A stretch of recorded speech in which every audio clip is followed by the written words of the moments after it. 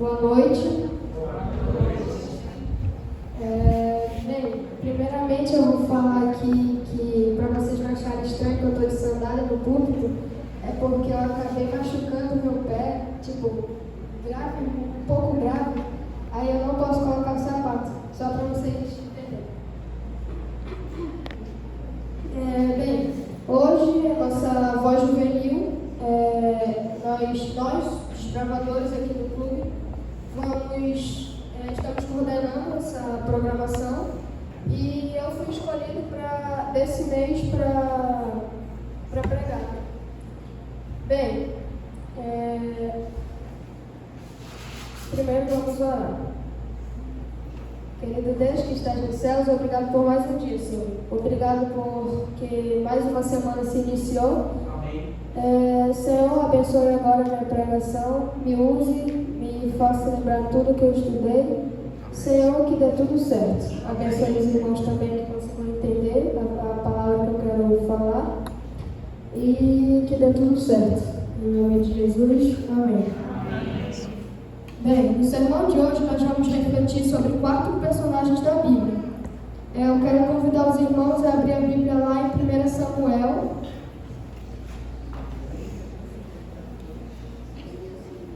1 Samuel 1 e 2.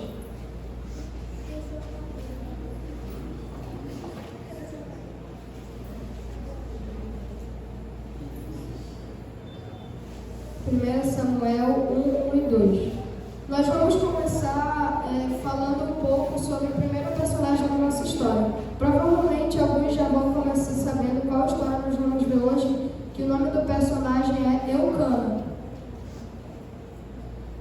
Eu vou ler aqui o primeiro e o segundo versículo. Havia certo homem de Ramataim, Zufita, dos montes de Efraim, chamado Eucana, filho de Jeroão, neto de Eliú, e bisneto de Tou, filho do efraimita Zufé. Ele tinha 2 mulheres, uma se chamava Ana e a outra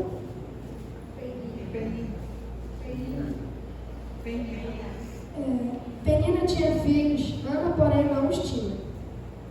Bem, nós vamos refletir sobre esses 4 personagens e o primeiro Eucana. Nós vamos ver 3 pontos de cada personagem.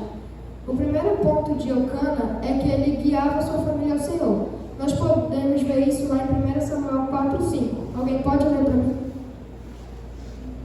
1 Samuel 1, 4, 5. E sucedeu que,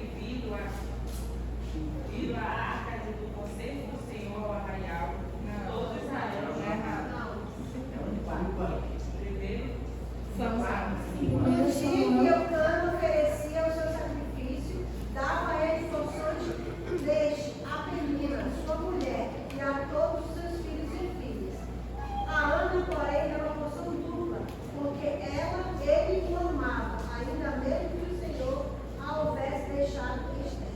Bem, nós podemos ver aqui que no versículo 4, ele mesmo dava presentes para os filhos entregarem ao Senhor, lá no santuário. Nós podemos ver que ele guiava sua família ao Senhor porque ele ia ensinando desde pequenas crianças que tinham que dar ofertas a Deus. Então ele ia lá, beleza, aqui pro menor, pega aqui, aí você tem que entregar ali e tal. Ia entregando em cada filho e dava a Penina e a Ana. Mas aqui no verso 5 também nós podemos ver que ele dava uma porção dupla. O que significa? Ele dava mais coisas, ou na minha opinião, ele também poderia dar uma coisa melhor para ela entregar de oferta. E aí a gente vê que ele dá dupla para ela porque ele era sua esposa mais velha. Porque não é que ele era mais velha de idade, mas que ela era mais velha de tempo com ele. Foi a primeira esposa. Foi a primeira esposa. E também porque ela era estéril, assim, para ele ela era mais especial. Bem, o segundo ponto de Eucana é que ele amava sua esposa, era um esposo gentil que se preocupava com ela. Nós vemos isso lá em 1 Samuel 1, 8. Alguém pode ler?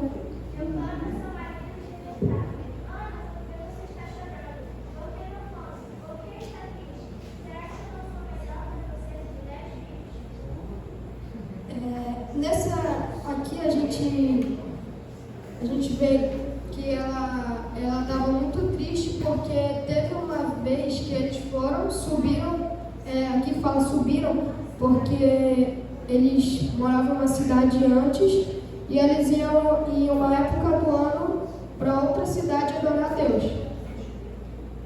E lá nessa cidade eles comemoravam e só que Penina, como Ana não tinha filhos e ela era invejosa, ciumenta, ela viu que Eucana preferia ela, Ana, do que ela mesma, Penina, né?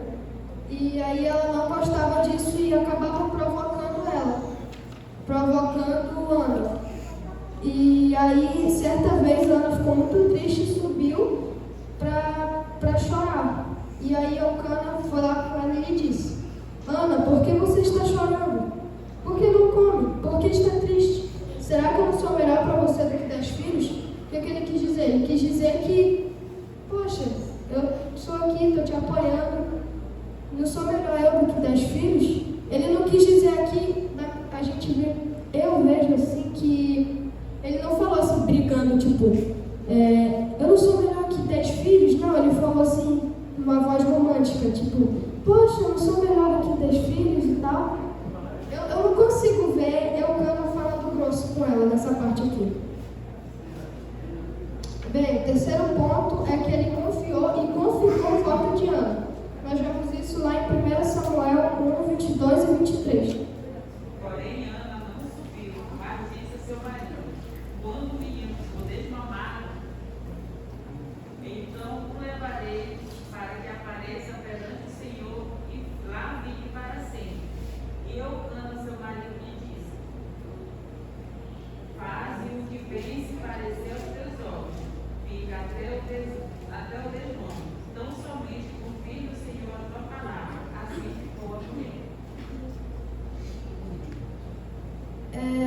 Aqui a gente vê que ele confirmou o voto de Ana porque o filho era o primeiro filho dela. Deus concedeu o filho para ela. Ele podia simplesmente falar: não, o filho é meu também, eu tenho parte aqui, eu posso ficar com ele, eu não quero que você dê.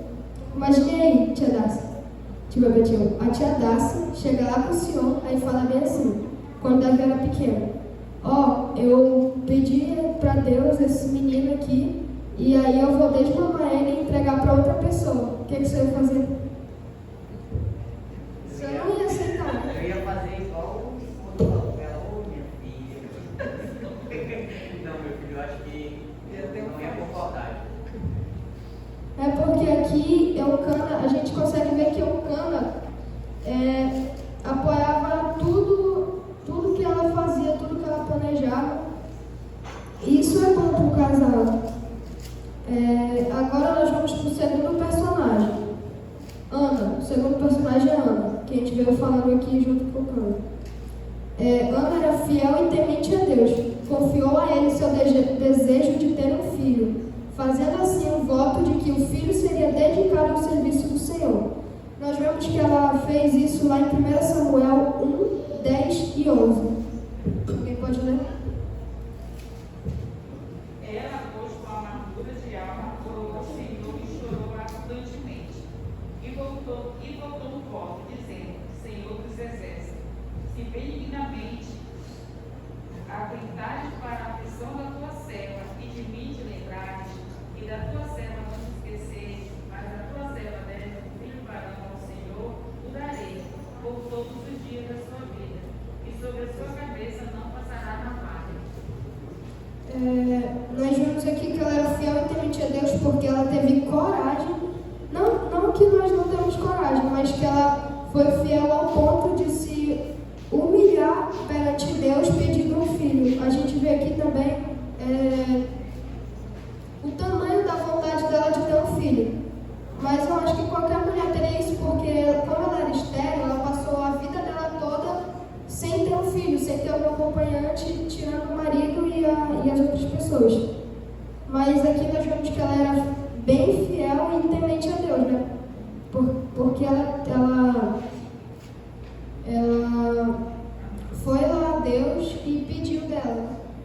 Bem, o segundo ponto de Ana é que ela foi muito cuidadosa com Samuel. Com muito fervor, ela suplicou que o Senhor lhe concedesse a preciosa dádiva. Gente, isso aqui é bem legal, eu achei bem legal isso aqui, essa palavra, preciosa dádiva. Porque pra gente, assim, a gente no nosso dia a dia, a gente pode pensar, né? Ó, preciosa dádiva é eu ganhar uma casa, eu ganhar um carro, ganhar uma quantia de dinheiro para pagar a conta. Mas não, aqui pra ela considerou preciosa dádiva como ter um filho. Ela suplicou que o Senhor lhe concedesse a preciosa dádiva de um filho, para o criar e educar para ele Deus, né? Ela também fez um voto, prometendo que se o pedido fosse atendido, dedicaria seu filho a Deus desde o nascimento. Então aqui a gente vê que ela desde o nascimento já ia educando a Deus, mesmo o menino não entendendo muito o que ela falava, mas na minha cabeça assim, ela já ia mostrando o que era Deus, já ia ensinando como orar, com as mãozinhas fechando, orando, fechando o olho. E nós vemos que ela foi muito cuidadosa com Samuel quando a gente lê 1 Samuel 1, 24 ao 27. Alguém pode ler? 24 ao 27. Derramado levou consigo, com um novilho de 3 anos, um efa de farinha e um odre de vinho, e o apresentou à casa do Senhor. Aquilo era assim. O menino ainda muito criança.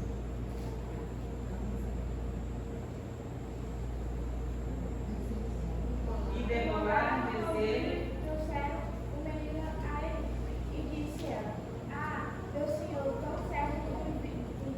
Eu sou aquela mulher que aqui esteve contigo, orando ao Senhor.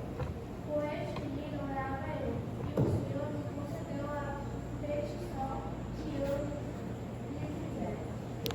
Deus Samuel, aqui na minha Bíblia, na minha versão, eu não ouvi direito se falou aí, mas aqui na minha versão diz, com um novilho de 3 anos de idade. Então imagine aí, seu filho, com 3 anos de idade, você teve só 3 aninhos com ele, pertinho dele, e você já tem que entregar para outra pessoa. E aqui também a gente vê que ela foi cuidadosa com ele, porque ela desmamou ele, ensinou a Deus, levou ele com muito carinho, cuidou dele com muito carinho e levou ele até o tempo. Em Siló, aqui, no caso do Senhor em Siló. Levou em Siló, beleza, falou lá com Eli. Sou eu aqui, meu Senhor, juro por tua vida, que eu sou a mulher que esteve aqui a teu lado, orando ao Senhor. O que ela quis dizer aqui? Por causa que há 1 ano, 3, 4 anos, né, ela estava lá orando, ajoelhando, se humilhando, mas eu vou explicar essa parte mais para frente. E aí, o terceiro ponto dela, de Ana, é que ela foi altruísta. Entregou a Deus o menino tão pedido. A pessoa altruísta se doa para o próximo sem esperar nada em troca. É um exemplo para nós. Somos muito egoístas. Talvez a gente ame mais a bênção do que aquele que concedeu ela a nós. Agora imagine aí, na sua cabeça. Beleza, eu estou aqui a minha vida toda esperando um carro. Eu oro todo dia por um carro. Eu ganhei um carro. Milagrosamente eu ganhei um carro.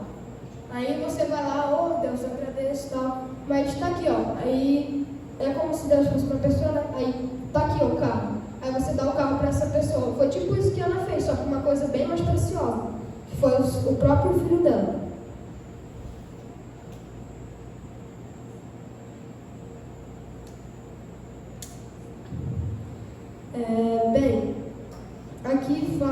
Aqui que eu escrevi, fala assim: talvez a gente ame mais a bênção do que aquele que concedeu ela a nós.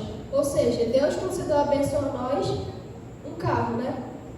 A gente conseguiu o carro, mas fica todo feliz com o carro e esquece de agradecer a quem concedeu ela para ela, que foi Deus. E isso as pessoas que fazem isso, nessa ação, elas são egoístas, muito egoístas. Mas talvez a gente seja egoísta e não perceba. Então, a gente tem que mudar isso. O terceiro personagem é Eli.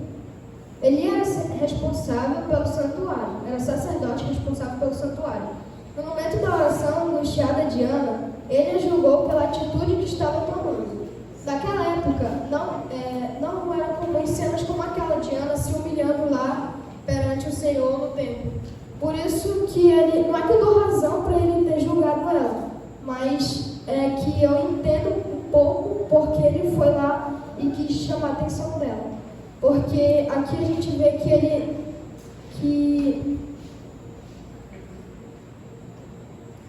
ele julgou ela porque naquela época não era comum cenas como aquela. Qual cena?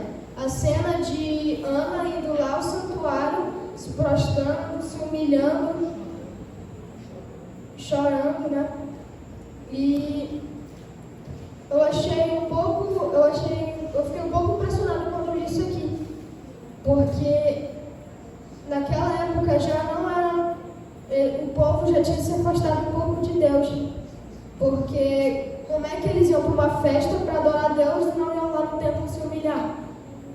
Eu fiquei um pouco impressionada com essa parte, por isso que Eli foi lá e julgou ela.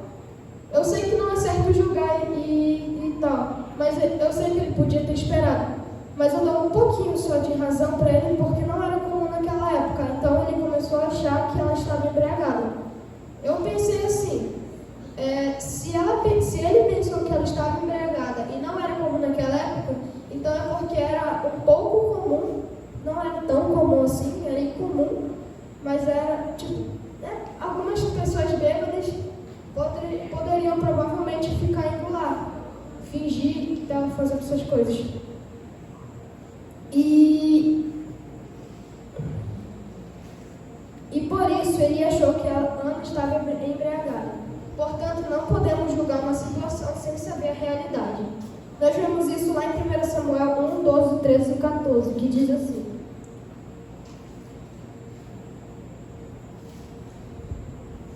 Enquanto ela continuava a orar diante do Senhor, Eli observava sua boca. Como Ana orava silenciosamente, seus lábios se mexiam, mas não se ouvia sua voz. Então Eli pensou que ela estivesse embriagada. Ele disse: Até quando você continuará embriagada? Abandone o vinho. Nós vemos aqui a cena mais explicada do que aconteceu lá quando Ana estava lá prostrada diante de Deus, adorando Ele. Aqui, provavelmente ela estava fazendo ela estava fazendo uma oração individual só dela, na cabeça dela. Por isso que só os seus lábios se mexiam, mas não saiu o som. Bem, o segundo ponto de Eli é que ele não exerceu autoridade sobre seus filhos. Não governava bem a própria casa. Era um pai complacente, que não corrigia os maus hábitos e as inclinações dos próprios filhos, para não entrar em conflito com eles. Permitia que seguisse os seus próprios caminhos.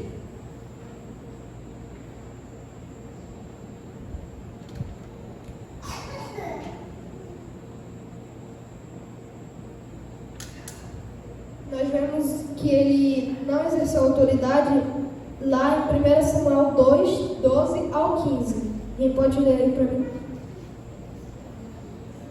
1 Samuel 2, capítulo 2, versículo 12 ao versículo 15. Eram, porém, os filhos de Eli, filho de Belial, não conheciam a Deus, porquanto o costume daquele sacerdote com o povo era que, oferecendo alguém algum sacrifício, vinha ao moço do sacerdote, estando-se cozendo a carne com um garfo de 3 dentes em sua mão. Até o 14 é? Isso. Não, até o 15. E dava com ele na cadeira, ou na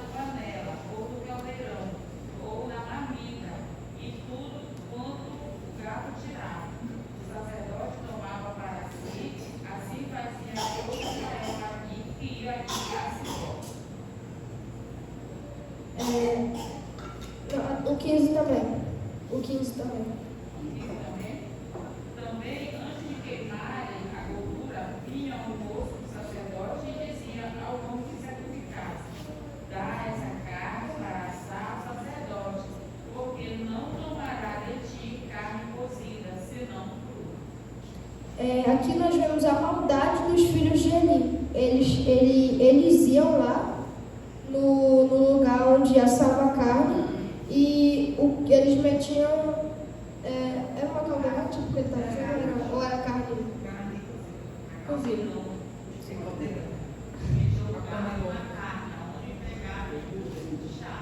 Ele pegava, ele puxava. O que viesse pouco, eu acho que ele pegava de novo, né?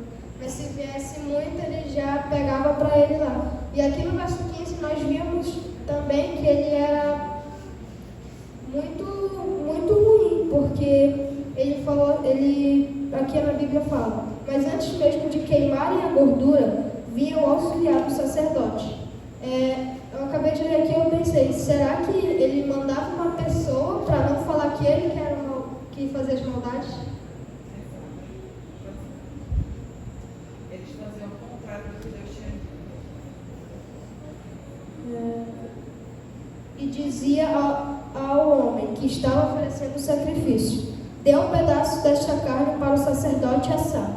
Ele não aceitará de você carne cozida, somente crua. Aqui ele ainda queria carne assada para ele lá comer, né?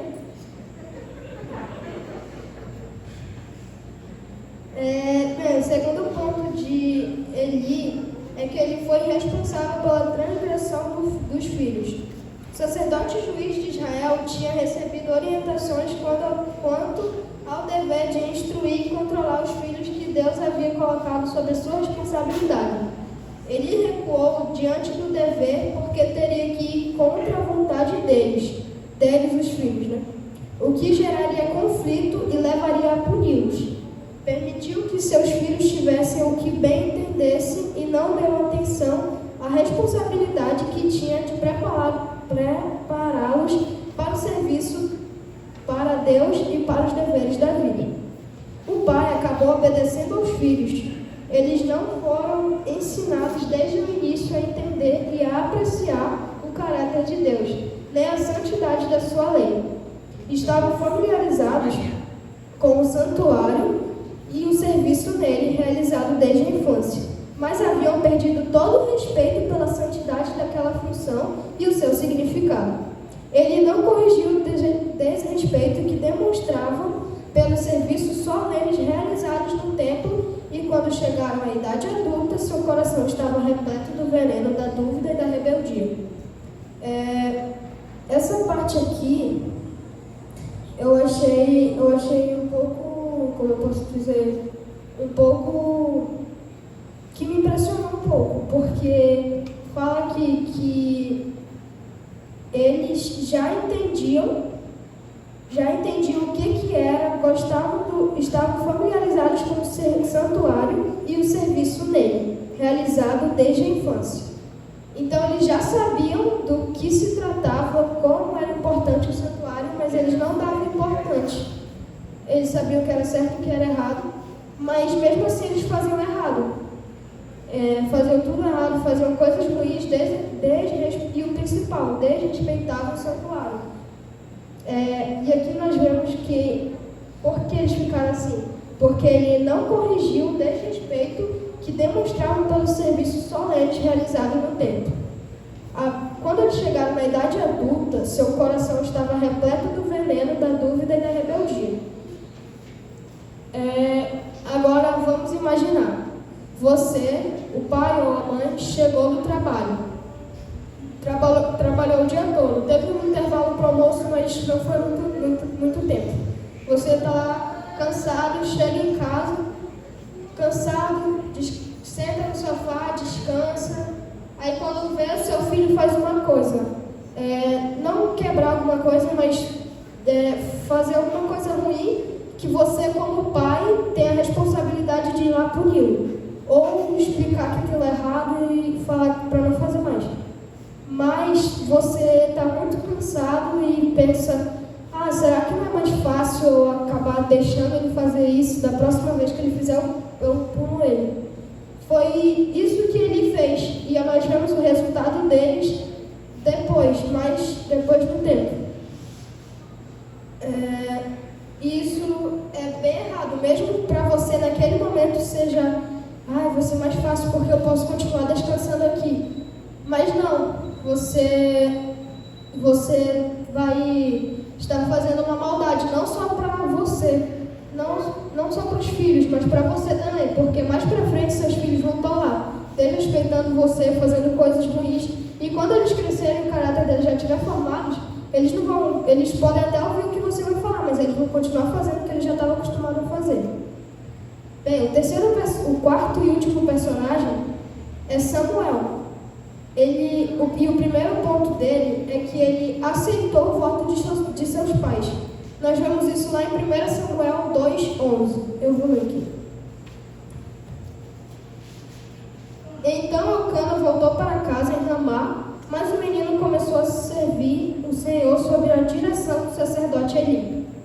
Aqui nós já vemos que ele aceitou o voto e já ficou para lá em Siló, com o sacerdote Eli. Aqui eu coloquei esse ponto aqui porque eu não sei, mas acho que eu não aceitaria ter que ficar toda a minha vida longe. Porque imagine aí, você como filho, seu pai, você está com 3 anos, mas você tem consciência e lembra até hoje. Seus pais chegam lá com você e falam assim, olha, eu fiz uma promessa para Deus 4 anos atrás e você vai ter que ir lá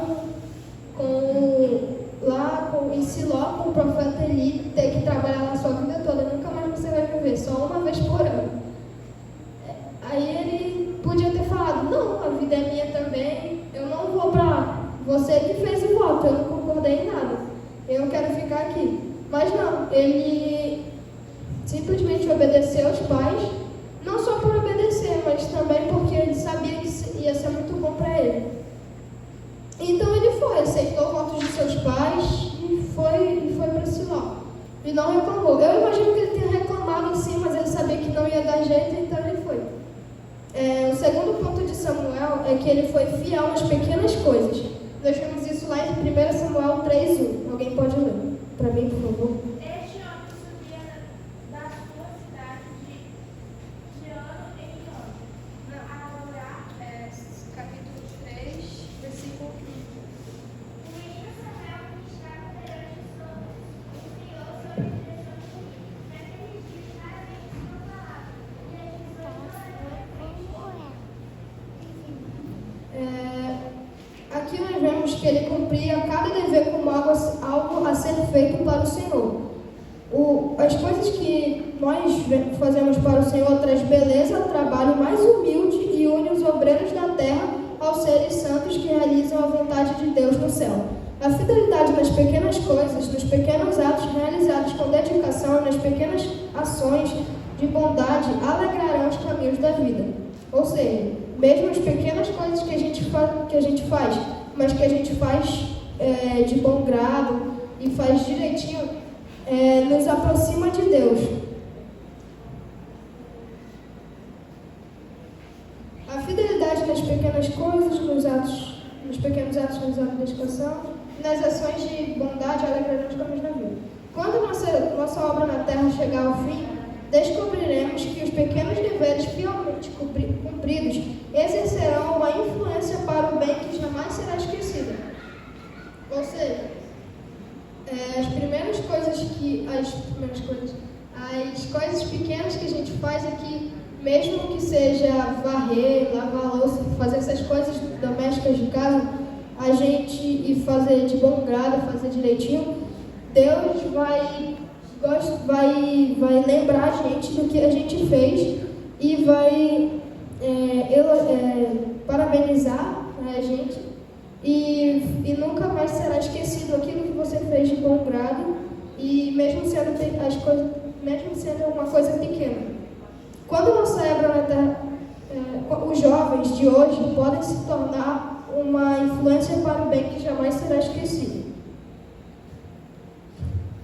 Os jovens de hoje podem se tornar tão preciosos aos olhos de Deus pessoas como foi Samuel, ao manterem a integridade cristã, podem exercer uma grande influência para tornar o mundo melhor. Deus tem uma obra para cada um deles. Ninguém jamais alcançou maiores resultados para Deus e em favor da humanidade do que os que podem ser alcançados hoje por aqueles que forem fiéis à missão que Deus lhes confiou. Ou seja, nós jovens, juvenil e jovens,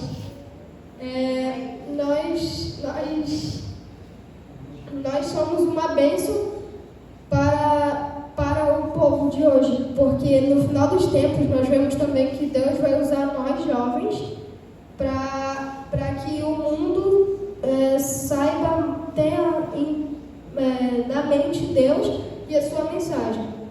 Bem, o terceiro ponto de Samuel é que ele cresceu como Jesus. Esse é o último ponto, nós já vamos encaminhando para o final, que eu achei muito legal, que Samuel cresceu como Jesus. Lá em 1 Samuel 2:26, diz assim: e o menino Samuel continuava a crescer, sendo cada vez mais estimado pelo Senhor e pelo povo. Ou seja, imagina a versão do papai que vai dar para entender melhor. Por favor. 2:26. 2:26.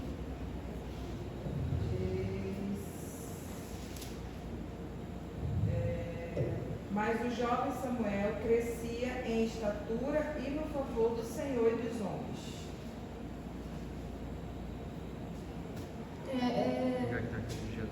Nós vemos também, decora o que estava falando lá.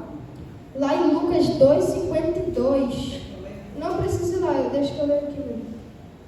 Lá em Lucas 2:52, nós vemos que... Diz assim: e crescia Jesus em sabedoria, estatura e graça diante de Deus e dos homens.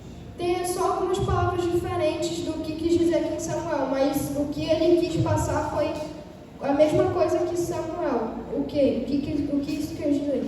Que aqui Lucas, ele compara a Jesus crescendo como eu posso chamar? O crescimento de Samuel. O que ele falou que ele crescia em estatura e graça diante de Deus e dos homens. Lá em 1 Samuel 2:26 fala quase a mesma coisa. Só que aqui fala diferente, em palavras diferentes, mas quer transmitir a mesma mensagem. Que os dois, que Samuel, mesmo sendo uma criança pecadora, como todos nós, Lucas comparou o crescimento dele com Jesus, que ele foi perfeito em sua vida toda. E isso eu achei muito legal. Bem, juntando esses 4 personagens, nós temos 2 grupos.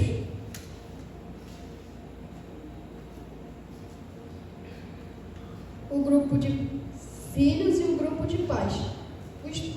Os 3 pais com atitudes... Um dos pais com atitudes negativas e outros 2 com atitudes positivas. E eu pergunto agora, para os filhos aqui nesse momento, que filho você tem sido? Tem sido como Samuel, crescendo em estatura e graça diante de Deus e dos homens? Você tem honrado o voto de seus pais? Tem sido fiéis nas pequenas e nas grandes coisas? E você, pai? Você tem seguido seus filhos instruído seus filhos como Eucana e Ana fizeram? Ou são displicentes como foi ali? Jesus está às portas. Como você tem preparado sua família? A Bíblia diz que Satanás está irado porque sabe que pouco tempo lhe resta. Se ele enfraquecer as famílias, ele consegue colocar as desgraças, tristezas e separações.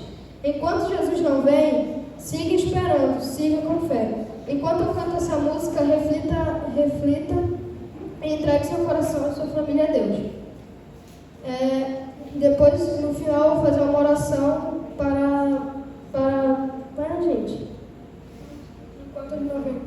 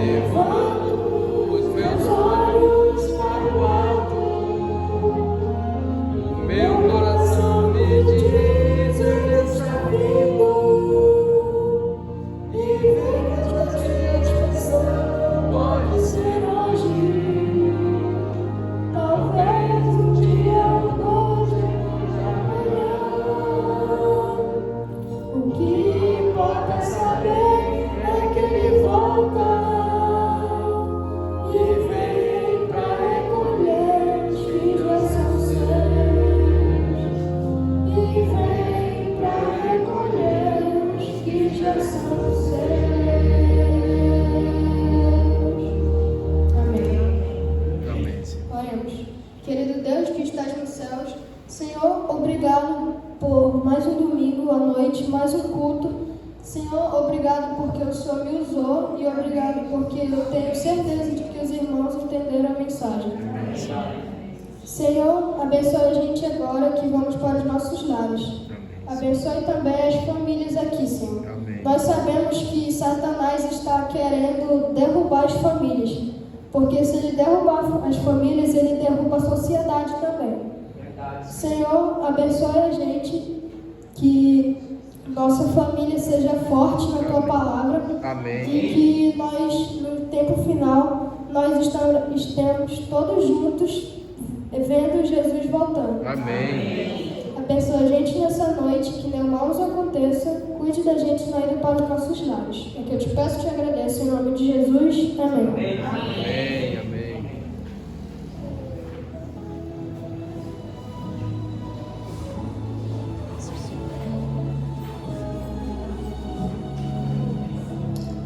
Uma ótima noite a todos. Nosso pregador Carlos estará à porta para agradecer a presença de vocês. Uma ótima noite, uma excelente semana para todos nós na proteção do Senhor.